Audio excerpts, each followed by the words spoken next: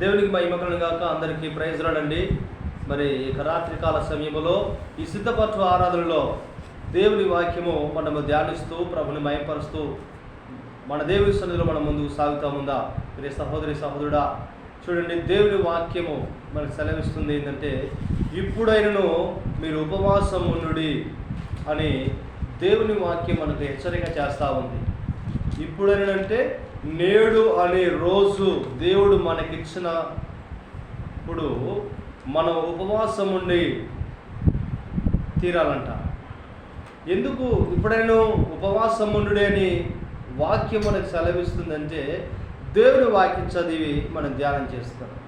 ఎందుకు ఉపవాసం ఉండమంటున్నాడు దేవుడు? దేవుని వాక్యం ఎందుకు మనని ఇప్పుడైనా ఉపవాసం ఉండండి అని సెలవిస్తుందో మనము వాక్యములో మనం చూసి నేర్చుకొని ఉపవాసం ఉండి మన దేవుని మనము గణపరచుదాం, ఆరాధించుదాం. మన దేవుని ద్వారా మనం పొందవలసిన మేలును మనము పొందుకుందాం.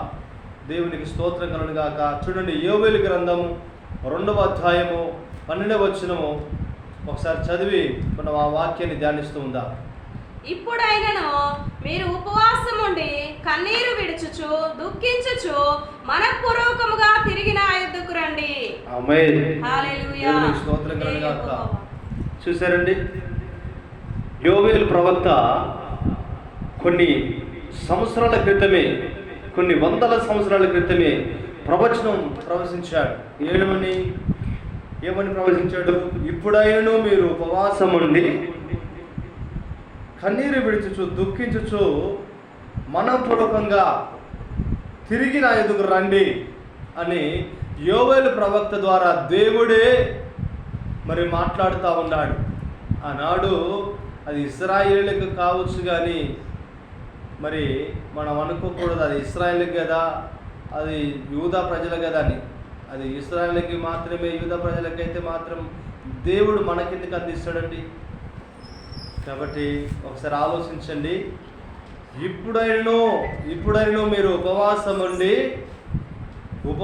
ఉండి కన్నీళ్లు విడుచుచు దుఃఖిస్తూ మనవపూర్వకంగా మనం దేవుని వైపు తిరగాలంట. దేవుని వైపు తిరగాలి. ఎందుకు తిరగాలంటే, యోవేలు గ్రంథము 2వ అధ్యాయము 1వ వచనములో ఎందుకు ఉపవాసం ఉండాలో, దేని కొరకు ఉపవాసం ఉండాలో స్పష్టంగా మనం చెప్తా ఉన్నాడు. చూడండి, యోవేలు గ్రంథము 2వ అధ్యాయం 1వ వచనం. సియోను కొండ మీద బాకా ఊదుడి, నా పరిశుద్ధ పర్వతం మీద హెచ్చరిక నాదము చేయుడి. యెహోవా దినము వచ్చుచున్నదనియు అది సమీపమాయననియు దేశ నివాసులందరూ వణుకుదురుగాక. ఆమేన్. హల్లెలూయా. దేవునికి స్తోత్రం. దేవుని సంఘమా, చూశారండి, ఏమైందంట? యెహోవా దినము వచ్చుచున్నదనియు అది సమీపమాయననియు దేశ నివాసులందరూ తెలుసుకోవాలంట. కాబట్టి నా ప్రియ సహోదరి సహోదరుడా, దేవుని రాకడ దినము సమీపముగా ఉంది. దేవుని రాకడ దినము సమీపముగా ఉంది. కాబట్టి ఇప్పుడైనను మనము ఉపవాసం ఉండి దేవుని సన్నిధిలో కన్నీళ్లు విడుస్తూ దుఃఖిస్తూ మనస్ఫూర్తిగా దేవుని వైపు తిరిగే సమయం వచ్చేసింది కనుక ఇప్పుడైనను మనము ఉపవాసం ఉండి దేవుని సన్నిధిలో మనం గడపవలసిన అవసరత ఉంది. అందుకే దేవుడు అంటున్నాడు, ఇప్పుడైనను మీరు ఉపవాసం ఉండండి. ఎప్పుడు అంటే ఇప్పుడే, నేడు అనే రోజు మనకున్నప్పుడే, మనము సజీవులముగా ఉన్నప్పుడే, మనం ప్రాణంతో ఉన్నప్పుడే, మన బ్రతికి ఉన్నప్పుడే, ఈ భూమి మీద సంచరిస్తున్న ఈ సమయంలోనే మనము ఉపవాసం ఉండి దేవుని సన్నిధిలో గడపవలసిన అవసరత ఉంది. దేవునికి స్తోత్రం. హల్లెలూయా. ప్రియ సహోదరి సహోదరుడా, ఇదిగో మనము మైమర్చిపోయి ఉండడానికి వీల్లేదు, మనం అజాగ్రత్తగా ఉండటానికి వీలేదు. ఎందుకంటే యెహోవా దినపు రాకడ సమీపముగా ఉందంట. నిజమే, సమీపముగా ఉంది కనుక మనము ఉపవాసం ఉండి దేవుని సన్నిధిలో మనము గడపవలసిన అవసరం ఉంది. దేవునికి స్తోత్రం. ఈ సిద్ధపాటు ఆరాధనలో, ఈ సిద్ధపాటు కూడికలో మనం సిద్ధపడాలి. దేని కొరకు? ఆయన రాకడ దినం ఉంది. దాని కొరకు మనము ఈ సిద్ధపాటు ఆరాధనలో, ఈ సిద్ధపాటు కూడికలో మనము సిద్ధపడవలసింది. ఎలాగంటే ఉపవాసముతోనూ మనము దేవుని సన్నిధిలో కూడి కన్నీళ్లు విడుస్తూ దుఃఖిస్తూ మనస్ఫూర్తిగా దేవుని వైపు తిరగవలసిన సమయం ఆసన్నమైంది. దేవునికి స్తోత్రం కలుగుగాక. చూడండి, పేతురు రాసిన 2వ పత్రిక 3వ అధ్యాయము 10-12 వచనాలు. పేతురు రాసిన 2వ పత్రిక 3వ అధ్యాయము 10-12 వచనాల వరకు. అయితే ప్రభు దినము దొంగ వచ్చినట్లు వచ్చును. ఆ దినమున ఆకాశములు మహాధ్వనితో గతించిపోవును, పంచభూతములు మిక్కటమైన వేండ్రముతో లయమైపోవును, భూమియు దాని మీదనున్న కృత్యములను కాలిపోవును. ఇవన్నీ ఇట్లు పోవునవి గనుక ఆకాశములు రౌలుకొని లయమైపోవునట్టు, పంచభూతములు మహావేంద్రముతో కరిగిపోవునట్టు దేవుని దినపు రాకడ కొరకు కనిపెట్టుచు దానిని ఆశతో ఆపేక్షించుచు మీరు పరిశుద్ధమైన ప్రవర్తనతోనూ భక్తితోనూ ఎంతో జాగ్రత్త గలవారై ఉండవలెను. ఆమేన్. చూశారండి, దేవునికి స్తోత్రం కలుగుగాక. దేవుని రాకడ దినము ఎలాగుందో చూడండి. పంచభూతములు మహావేంద్రముతో లయమైపోయే రోజు సమీపమై ఉందని మరి యోవేలు ప్రవక్త 1000 సంవత్సరాల క్రితం ప్రవచించిన ప్రవచనము చూడండి. మీరు అనుకోవచ్చు, ప్రవక్త ఎప్పుడో ప్రవచించాడు కదా, ఇంకా రాలేదు కదా, ఇన్ని సంవత్సరాలు పట్టింది కదా అని. మనం అటువంటి అజ్ఞానములు ఉండకూడదండి. పేతురు ఏమంటాడు చూడండి. పేతురు ఏమంటున్నాడు?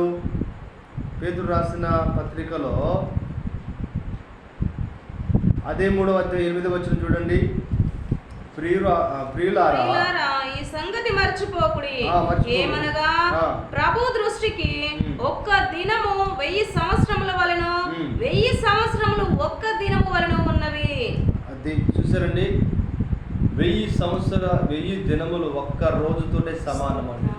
అప్పుడెప్పుడో ప్రవచనము ఇప్పుడు నెరవేరలేదు కదా అని మనం అజ్ఞానములో ఉండకూడదు. ఆయన దృష్టికి 1000 దినాలు కూడా ఒక్క రోజుతోటి సమానమని వాక్యం సెలవిస్తుంది. కాబట్టి ప్రభు రాకడ దినము దొంగ వలె ఉంటుందని వాక్యం స్పష్టంగా మనకి పేతురు రాసిన 2వ పత్రిక 3వ అధ్యాయం 10వ వచనంలో చెప్తా ఉన్నాడు. చూడండి, పంచభూతములు మిక్కటమైన వేండ్రములతో లయమైపోవును, భూమియు దాని మీదనున్న కృత్యములు కాలిపోతాయి.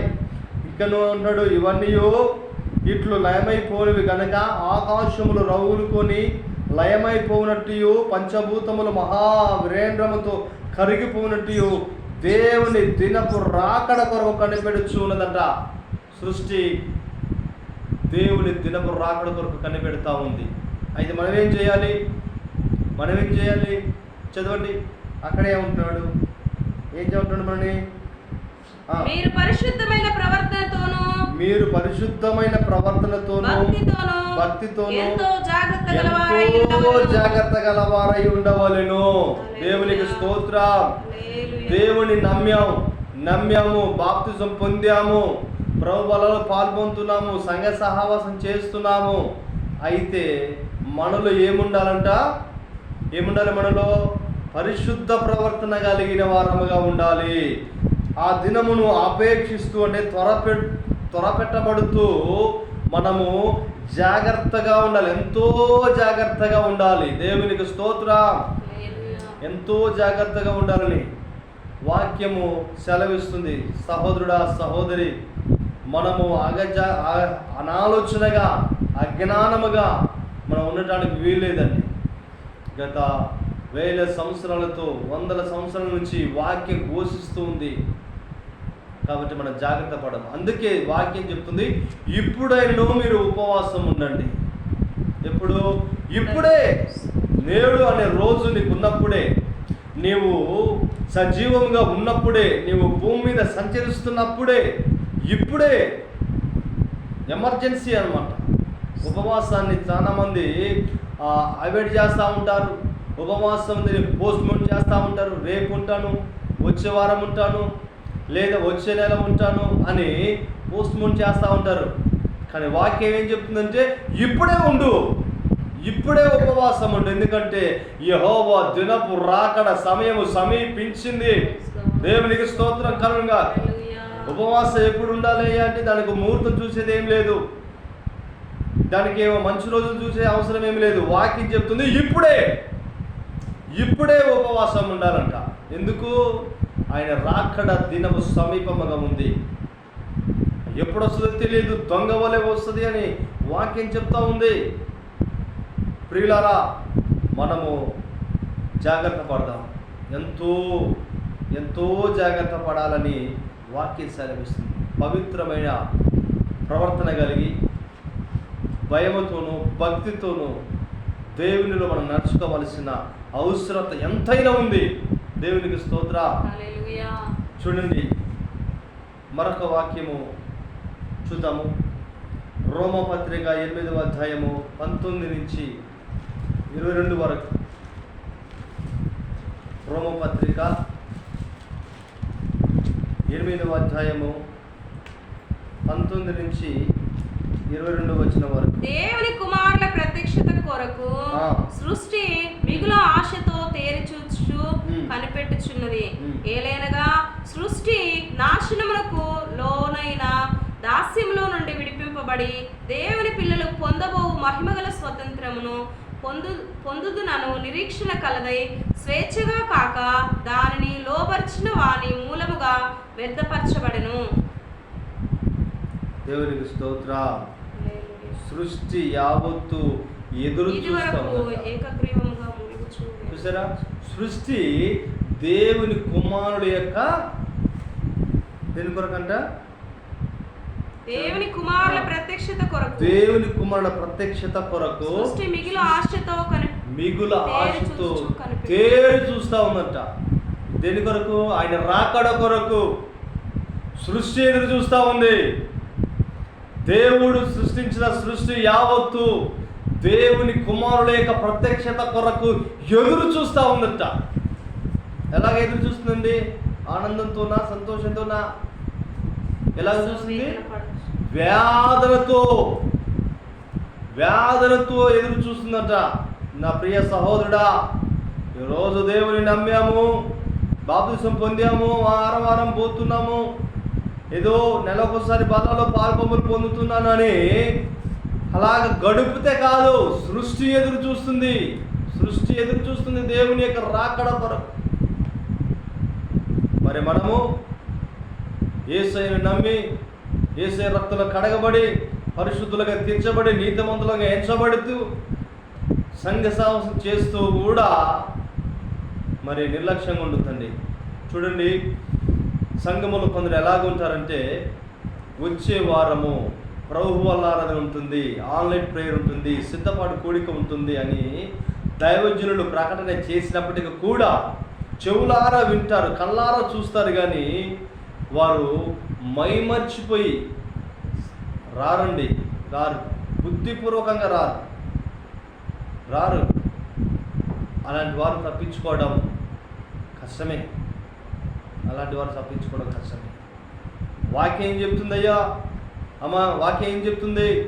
తమ్ముడా, ఇదిగో సహోదరి, వాక్యం ఏం చెప్తుంది మనకి?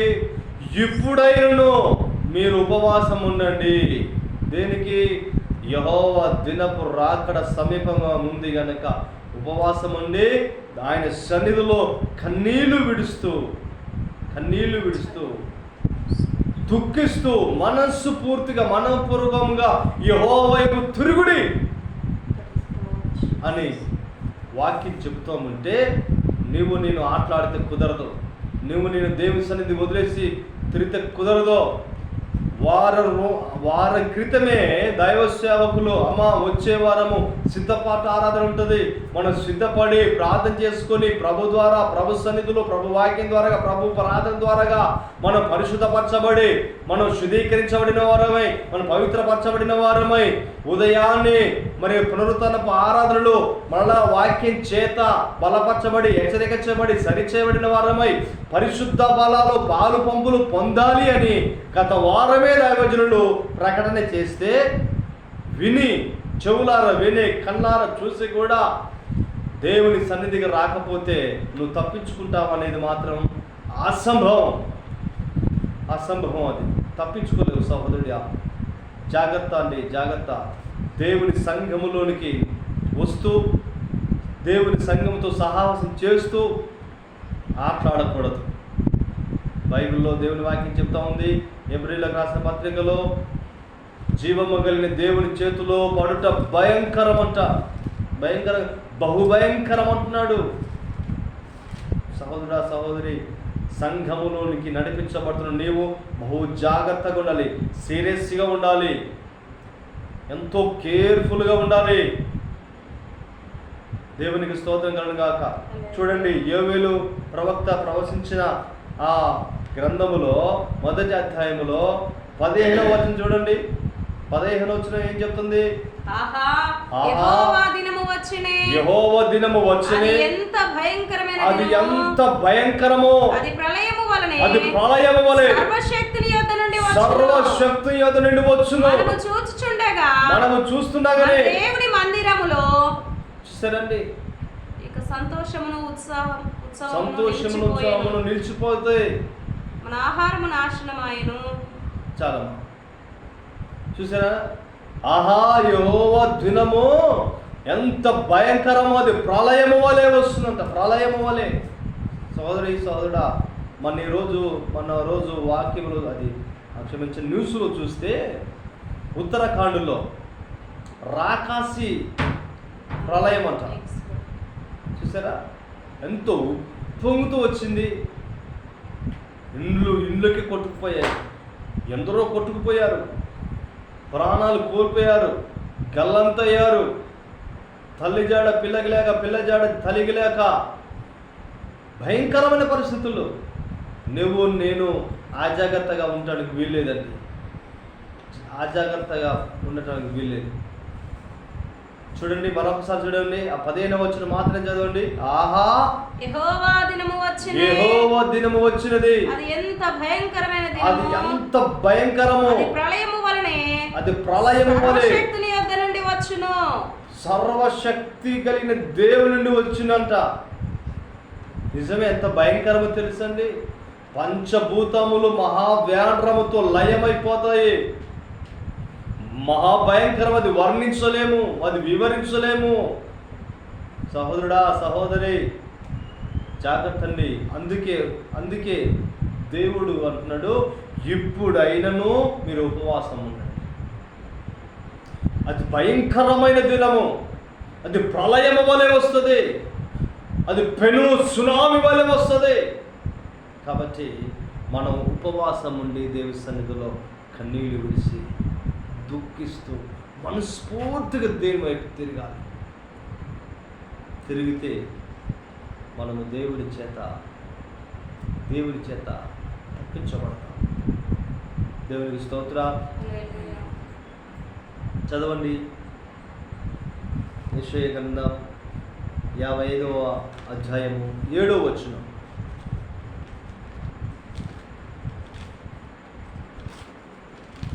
త్వరగా చదువుదాం. యెషయా గ్రంథం 55వ అధ్యాయము భక్తిహీనులు 7వ వచనం. తమ మార్గములను విడవవలెను, భక్తిహీనులు తమ మార్గములను విడవవలెను, దుష్టులు తమ తలంపులను మానవలెను. వారు యెహోవా వైపు తిరిగిన యెడల ఆయన వారి యందు జాలిపడి వారు మన దేవుని వైపు తిరిగిన యెడల ఆయన బహుగా క్షమిస్తాడు. దేవునికి స్తోత్రం. భక్తిహీనులు దేవుని వైపు తిరగాలి. అందుకే ఇప్పుడే ఉపవాసం ఉండాలి.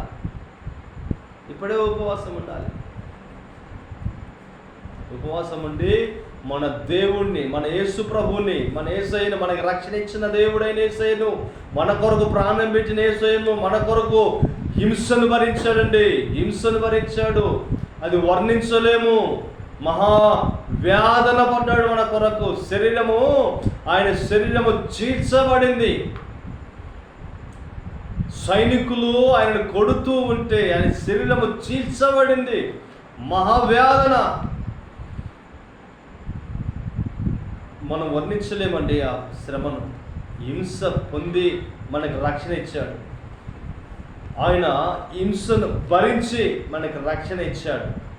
మనము రక్షణ పొందిన వారమై, పరిశుద్ధపరచబడిన వారమై, పరిశుద్ధతలోంచి సంపూర్ణతను ధరించిన వారమై మనం ఆయన రాజ్యానికి చేరాలని ఆశ కలిగిన దేవుడు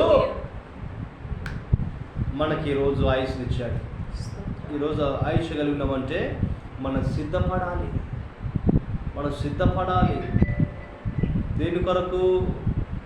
ఆయన రాకడ దినం ఉంది. ఆ రాకడలో మనం ఎత్తబడటానికి ఉపవాసం ఉండి, కన్నీళ్లు విడిచి, దుఃఖించి, మనస్ఫూర్తిగా ఆయన వైపు తిరిగితే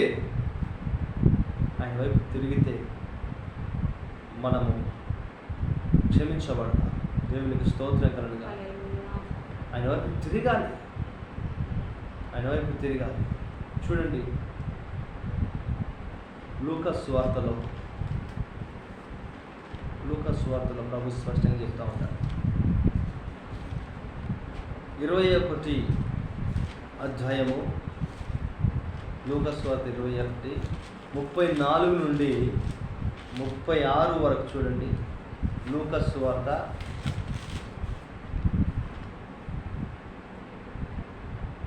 మీ హృదయములు ఒకవేళ తిండి వలనను, మత్తు వలనను, ఐహిక విచారము వలనను మందముగా ఉన్నందున ఆ దినము అకస్మాత్తుగా మీ మీదికి ఉరి వచ్చినట్టు రాకుండు మీ విషయమై మీరు జాగ్రత్తగా ఉండుడి. చూసారా ఏమంటున్నాడు?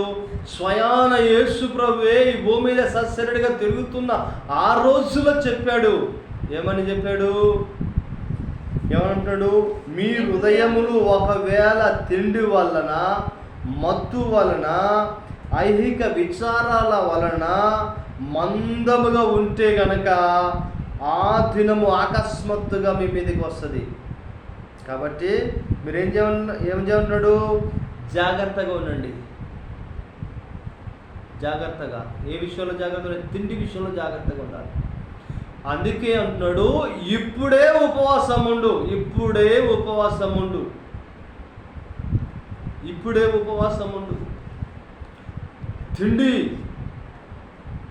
తిండి మీద మక్కువ చేత కొందరు ప్రభువులలో పాలు పొందలేకపోతున్నారు. ఒక్క పూట కూడా దేవుని కొరకు తమ కడుపు గట్టుకోలేకపోతా ఉన్నారు. భయంకరం. దేవుని ప్రేమ వారికి అర్థం కాదు. యేసయ్య త్యాగం వారికి అర్థం కాదు. మూర్ఖపు స్థితి, అజ్ఞానపు స్థితి. కాబట్టి ప్రభువే అంటున్నాడు, మీ హృదయాలు తిండి వలన, మత్తు వలన, ఐహిక విచార వలన మందముగా ఉంటే ఆ దినము అకస్మాత్తుగా వస్తుంది. జాగ్రత్త. చూడండి ఏమంటున్నాడు? ఆ దినము భూమి ఎందంతటా నివసించు వారందరి మీదకి అకస్మాత్తుగా వచ్చును. ఈ మాట ఎప్పుడు చెప్తుంది తెలుసండి? యేసుక్రీస్తు ఆయన రాకడకు ముందు కొన్ని సంభవాలు సంభవిస్తాయని ఈ 21వ అధ్యాయములో మీరు చదువుకోండి. తర్వాత 9వ వచనం నుంచి చదువుకోండి. ఏమంటున్నాడు? మీరు యుద్ధములను గూర్చియు, కలహములను గూర్చియు వినినప్పుడు జడయకుడి, ఇవి మొదట జరగవలసి ఉన్నవి కానీ అంతము వెంటనే రాదు. ఈ రోజుల్లో చూస్తే సహోదరుడా, నిజంగానే దేశాలకు యుద్ధాలు జరుగుతూ ఉన్నాయి. ఆరంభమైన యుద్ధాలు ఇంకా ఆగిపోలేదండి. రష్యా ఉక్రెయిన్ యుద్ధం ఇంకా ఆగిపోలేదు, అది కొనసాగుతూనే ఉంది. ఇజ్రాయేలు ఇరాన్ యుద్ధం అది ఆగిపోలా, అది ఎప్పుడు రగులుతుందో తెలియదు. హామానుకి ఇజ్రాయెల్కి ఉన్న యుద్ధం అది ఎప్పుడు ఆగిపోతుందో అది ఆగిపోవట్లేదు. ఏ క్షణమో. కాబట్టి సహోదరుడా, ఇప్పుడే మీరు ఉపవాసం ఉండవలసిన సమయం ఆసన్నమైంది. ఉపవాసాన్ని మనం పోస్ట్పోన్ చేయడానికి లేదండి. ఉపవాసాన్ని మనం దాటివేయటానికి లేదండి. దేవుడే స్వయంగా చెప్తాడు, ఇప్పుడైనా మీరు ఉపవాసం ఉండి కన్నీళ్లు విడుస్తూ దుఃఖిస్తూ మనస్సు పూర్తిగా యెహోవా వైపు తిరిగిన ఎడల దేవుని స్తోత్రం ఏం చేస్తుంది? చూడండి ఇక్కడ 36 వచనం ఏంటంటే, కాబట్టి మీరు జరగబోవు వీటన్నిటినీ తప్పించుకొని మనుష్య కుమారుని ఎదుట నిలబడగలిగిన శక్తి గలవారు అగునట్లుగా ఎల్లప్పుడూ ప్రార్థన చేయండి అంటున్నాడు. దేవునికి స్తోత్రం. ఎప్పుడండి? ఎప్పుడు చేయాలి ప్రార్థన? ఎల్లప్పుడూ. ఎల్లప్పుడు అంటే నీకు సమయం ఉన్న ప్రతిసారి ప్రార్థన చేయవలసింది. నువ్వు ఎంత ప్రార్థన చేస్తే నీకు అంత ప్రయోజనం, నువ్వెంత ప్రార్థనలో గడిపితే నీకంత మేలు, నువ్వెంత ప్రార్థిస్తే నీకంత శక్తి వస్తుంది. ఏ శక్తి? మనుష్య కుమారుని ఎదుట నిలబడగలిగిన శక్తి. Praise the lord. ఎందుకు తెలుసండి? మామూలు విషయం కాదు. యేసయ్య ఎదుట నిలబడే ఒక రోజు మనకు ఉన్నది. ఆయన ఎదుట నిలబడగలిగిన శక్తి మనం ఇప్పుడే సంపాదించుకోవాలి. ఈ భూమి మీద ఉన్నప్పుడే, ఇప్పుడే ప్రాణంతో ఉన్నప్పుడే, శరీరంలో ఉన్నప్పుడే, మనని ప్రభు పిలువక ముందే మన శక్తి పొందవలసిన అవసరత ఉంది. ఏ శక్తి? అది ప్రార్థన శక్తితో నింపబడాలి. హల్లెలూయా. ప్రార్థన శక్తితో నింపబడాలంటే దేవుడే స్వయంగా చెప్తా ఉన్నాడు. ఏమని? మళ్ళొకసారి మీరు చదవండి స్పష్టంగా. 36 వచనం చదవండి. కాబట్టి మీరు జరగబోవు వీటి నెలను తప్పించుకొని మనుష్య కుమారుని ఎదుట నిలవబడటకు శక్తి గలవారగునట్లు ఎల్లప్పుడూ ప్రార్థన చేయొచ్చు మెలకువగా ఉండుడని చెప్పాను. జాగ్రత్తగా ఉండండి అంటున్నాడు. చూడండి, మెలకువ అంటే జాగ్రత్త. కాబట్టి జరగబోవు వీటి నెలను ఆయన రాకడలో సంభవింపబోతా ఉన్న సంభవాలను తప్పించుకొని రాకడలో ఎత్తబడి మనుష్య కుమారుని ఎదుట నిలబడాలి అంటే శక్తి కావాలి. ఏ శక్తి? ఖండ శక్తి కాదు, డబ్బు బలము కాదు, బలగం కాదు, కుల బలము కాదు, ప్రార్థన బలము కావాలి మనకి. ప్రార్థన శక్తి. హల్లెలూయా. Praise the lord. ఆ ప్రార్థన శక్తి కావాలి అంటే ఇప్పుడైనా మీరు ఉపవాసం ఉండండి. దేవునికి స్తోత్రం. ఉపవాసం అనేది ఎంతో కోరదగినది. దేవునికి స్తోత్రం కలుగును గాక. మనము ప్రార్థన శక్తి పొందవలసిన అవసరత ఎంతైనా ఉందండి. ప్రతి ఒక్కరూ ప్రార్థన శక్తి పొందవలసిందే. పొందాలంటే ఏం చేయాలి? ప్రార్థనలో గడపాలి, ప్రార్థన చేయాలి, ప్రార్థన సహవాసములో ఉండాలి, ప్రార్థన చేస్తున్న వారితో కలవాలి. దేవునికి స్తోత్రం. నీకు వ్యక్తిగతంగా ప్రార్థన ఉండాలి, నీకు కుటుంబ ప్రార్థన ఉండాలి, నీకు సంఘ సహవాసపు ప్రార్థన కూడా ఉండాలి. దేవునికి స్తోత్రం. సిద్ధపాటు కూడికి ఎందుకన్నా పెట్టేది? సేవకులకి ఏ పని పాట లేకనా, ఇక సేవకులకు తినేది అరగకనా? కాదు. నువ్వు ప్రార్థన శక్తి పొంది రేపు యేసయ్య ఎదుట నిలబడగల శక్తి గలవాడివి, శక్తి గల దానికి కావాలనే సేవకులు నిన్ను సిద్ధపాటు ఆరాధనకు పిలుస్తూ ఉంటాడు, ఆన్లైన్ ప్రార్థనకు పిలుస్తూ ఉంటారు, ప్రత్యేకమైన ప్రార్థనకు పిలుస్తూ ఉంటారు, ఉపవాస ప్రార్థనకు పిలుస్తూ ఉంటారు, కన్నుపెట్టు కోడికలకు పిలుస్తూ ఉంటారు. ఎందుకు? నువ్వు ప్రార్థన శక్తి పొంది యేసయ్య ఎదుట నిలబడాలి. అంత మాత్రమే కాదు, జరగబోతున్న వాటిని ఎల్లని తప్పించుకోవాలి. భూమి మీదకి రాబోతున్న సంభవాలు అనేకములు ఉన్నాయి. అవన్నీ తప్పించుకోవాలంటే నీకు ప్రార్థన జీవితం ఉండాలి. భూమి మీదకి రాబోతున్న గొప్ప ప్రళయం లాంటి కదా. యోవేలు గ్రంథం 1వ అధ్యాయం 15వ వచనం ఏమంటున్నాడు తెలుసండి? అది ప్రళయమోలే రాబోతుందంట. పేతురు ఏమంటున్నాడు? మహావ్యాండ్రంతో పంచభూతాలు లయమైపోతా ఉన్నాయి అంటున్నాడు. మరి అటువంటి గొప్ప ప్రళయం లాంటి సంభవాలు ఉన్నప్పుడు ఎవరండి తప్పించుకునేది? ఎవరని అంటే ఉపవాసాలుండి ప్రార్థనలు చేస్తూ కన్నీళ్లు విడుస్తూ దుఃఖిస్తూ మనస్సు పూర్తిగా ఆయన వైపు తిరిగిన వారే దేవునికి స్తోత్ర. హల్లెలూయా. ఆయన వైపు తిరిగిన వారే ఆయన సన్నిధిలో ఉంటారు. దేవునికి మహిమ కలుగునుగా. ఎందుకు ఇప్పుడైనా మీరు ఉపవాసం ఉండండి అనే దానికి మరొక ఆధారం చూపిస్తాను. చూడండి, యోవేలు గ్రంథం తీయండి. యోవేలు గ్రంథం 2వ అధ్యాయము 13వ వచనం చదవండి. 13-14. మీ దేవుడైన యెహోవా ఆ. కరుణావాత్సల్యము గలవాడును శాంతిమూర్తియు మ్. అత్యంత కృప గలవాడునయ్యుండి మ్. తాను చేయనుద్దేశించిన కీడును చేయక పశ్చాత్తాపపడును గనుక మీ వస్త్రములను కాక మీ హృదయములను చింపుకొని ఆయన తట్టు తిరుగుడి. ఒకవేళ ఆయన మనస్సు త్రిప్పుకొని పశ్చాత్తాపడి మీ దేవుడైన యెహోవాకు తగిన నైవేద్యమును పానార్పణమును మీకు దీవెనగా అనుగ్రహింపడని ఎవడు చెప్పగలడు? ఆమేన్. హల్లెలూయా. హల్లెలూయా. చూసారండి, మన దేవుడంట కరుణావాత్సల్యములు కలిగిన వాడు, శాంతిమూర్తి, అత్యంత కృప కలిగిన వాడు. Praise the Lord. ఆయన చెయ్యను ఉద్దేశించిన కీడును చేయకుండా మన మీద కృప చూపుతాడు, మన మీద జాలి పడతాడు.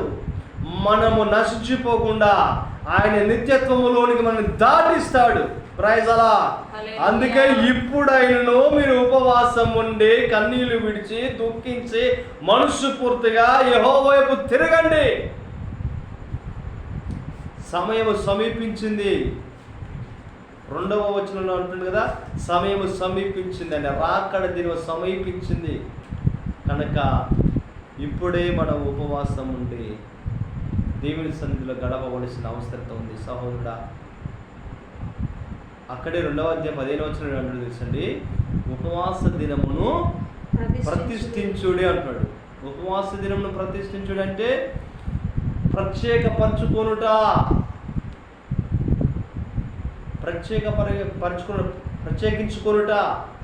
ఏంటి ప్రత్యేకించుకొనుట?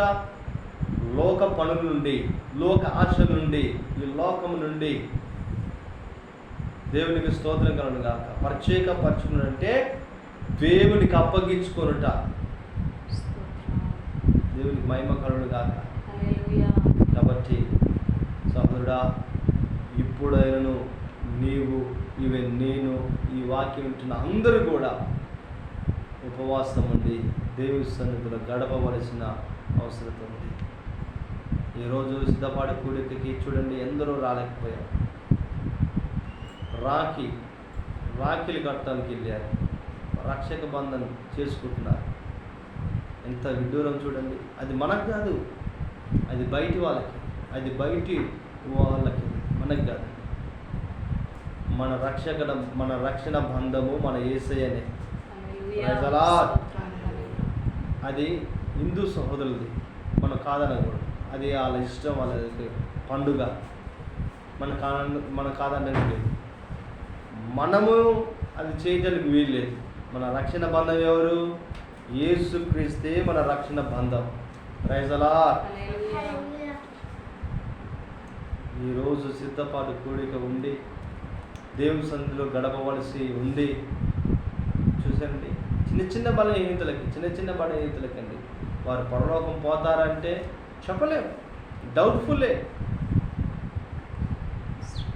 చిన్న సమస్యకి నువ్వు ఆరాధన బంద్ చేస్తే రేపు గొప్ప సంభవాలు రాబోతున్నాయి, వాటిని తప్పించుకొని అంటున్నాడు యేసయ్య. లూకాసు వార్త 21:36 వచనంలో ఏమంటున్నాడు? వాటినెల్లను తప్పించుకొని, ఏటి నెలను? యుద్ధాలను, కలహాలను, భూకంపాలను, కరువులను, తెగుళ్లను తప్పించుకొని ఆయన ఎదుట నిలబడగలిగిన శక్తి గలవారు కావాలి. మరి అంతటి శక్తి కావాలంటే ఈ చిన్న బలహీనతలకి ఆగిపోతున్నావే. ఏది? చిన్న బలహీనతలకు, నీకు వచ్చే చిన్న సమస్యలకి ఆగిపోతే రేపు గొప్పవి ఉన్నవే, ప్రళయము లాంటివి. ఒకసారి మళ్ళీ దయచేసి పేతురు రాసిన 2వ పత్రిక 3వ అధ్యాయం 12వ వచనం చదవండి.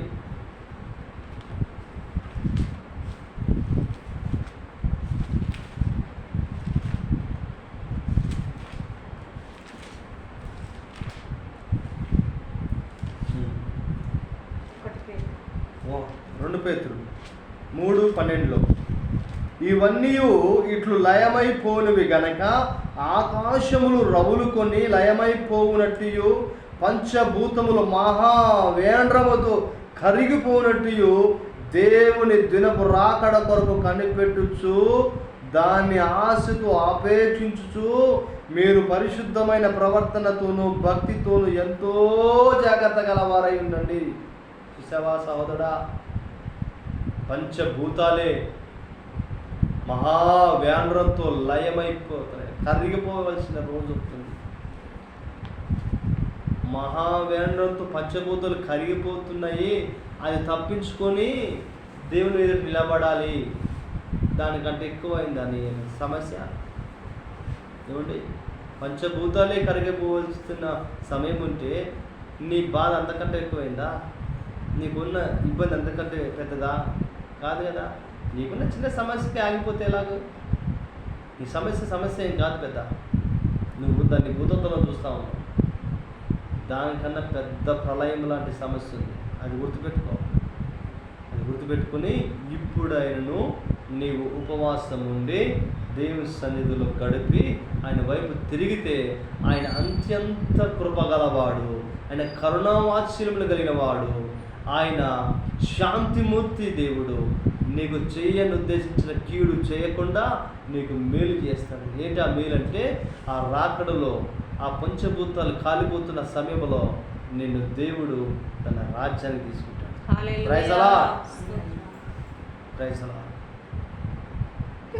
కాబట్టి ఇప్పుడైనా మీరు ఉపవాసం ఉండండి, ఉపవాసం ఉండి దేవుని గడుపుదాం. ఆయన కృపగలవాడు, ఆయన వాత్సల్యత కలిగిన దేవుడు, ఆయన శాంతిమూర్తి.